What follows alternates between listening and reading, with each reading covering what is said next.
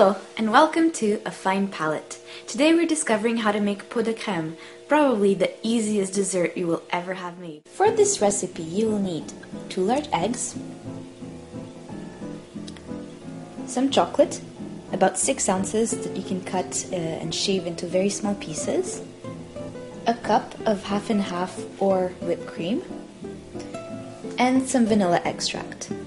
In my case, I've also taken the liberty to add a little bit of espresso, and we might add a little bit of liqueurs and other fruits later. Now, getting all this together isn't hard. Here's how we do it. First, you are going to whisk the ingredients together. You're going to take all the chocolate and put it into this bowl.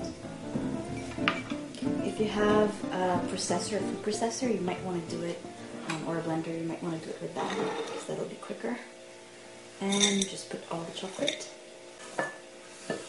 Then 1 teaspoon of vanilla extract and eggs.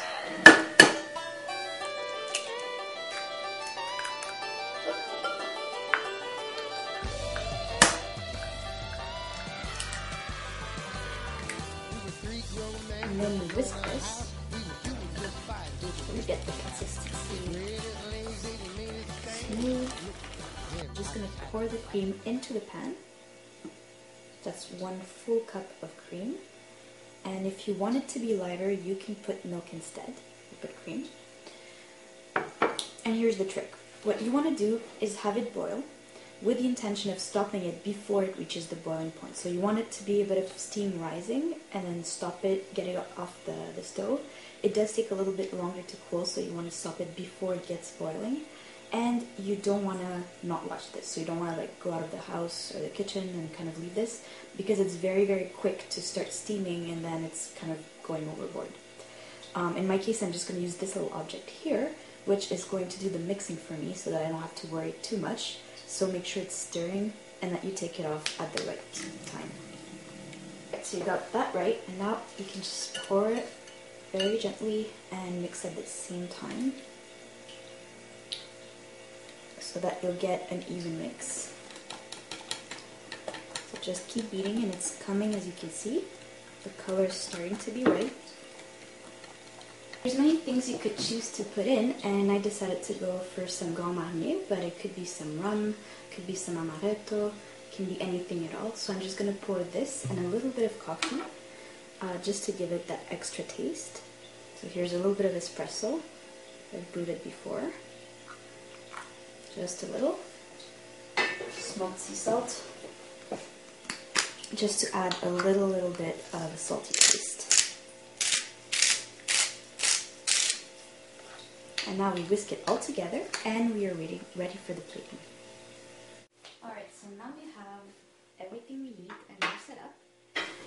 If you want to do anything to your little pots, I advise that you do them beforehand, like these little ribbons, because it's going to be pretty messy if you put the chocolate inside and then try to make bows. Now the principle is pretty simple. We're going to open the little pots.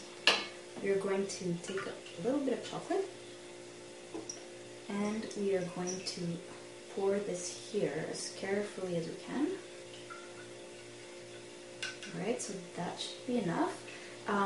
Don't put too much, because we are going to add a little bit of a decoration and some whipped cream afterwards and some raspberries. So maybe have it a little bit more than half, and we're going to do that for all of them. Next step is you put them in a glass container, and we're going to reproduce a bain-marie effect. So I'm going to pour some water and make sure it fills a good portion. I'm going to add more, and then we're going to put it in the stove just so that it sets a bit the mixture.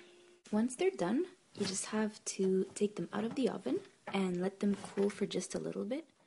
And then you're ready to take them out from the bain-marie.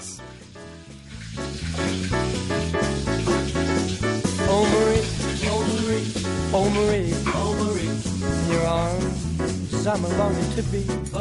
Ooh, and now the cream with some sugar and raspberries, and even a little bit of vanilla. Put it all in a pan with some butter and mix it. Tell me you love me. And soon, it'll be ready to spoon on the little pot with little raspberries as decorations. Off you go now, and into the fridge.